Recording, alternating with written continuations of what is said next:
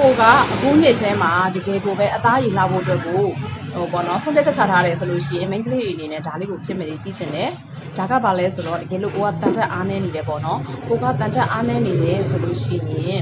အဓိကတော့မမို့လို့ဖြစ်မှာဆိုလို့မမို့ဆိုလို့ရှိရင်တန်တက်အားနေတယ်ကွာတန်တက်အားနေတယ်အစားတောက်ကြီးများတယ်အဲ့ဒီအတွက်ကြောင့်မလို့မမို့ဆိုတန်တက်အားစီးကိုတောက်တယ်ဒါပေမဲ့ကိုလေးလာရင်းနဲ့တွေးလိုက်တဲ့အရာကဘာလဲဆိုတော့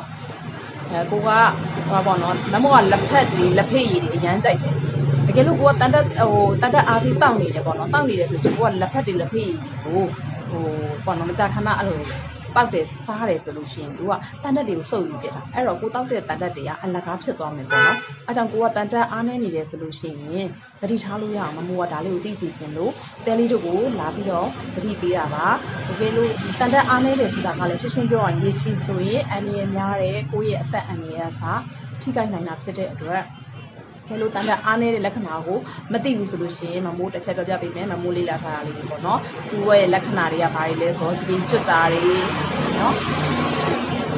စပင်းကျွတ်တာမျိုးတွေပြီးရင်ဒီလက်သေးတွေခြေသေးတွေကကျိုးပဲ့လွယ်တာမျိုးတွေပေါ့နော်ပြီးရင်တစ်ချိန်လုံးပင်ပန်းနေတာမမိုးလို့ဆိုတော့အဲ့လိုပဲပင်ပန်းလွယ်တယ်ပေါ့နော်တစ်ချိန်လုံးပင်ပန်းနေတာပြီးရင်ရုပ်တရက်မတက်ရက်လို့ရှိရင်မူးသွားတာမျိုးတွေပြီးရင်ခြေပြားလက်ဖျားတွေအိတ်ဆက်နေတာပေါ့နော်မမိုးလို့ဆိုလို့ရှိရင်လည်းအရင်ကခြေပြားလက်ဖျားတွေက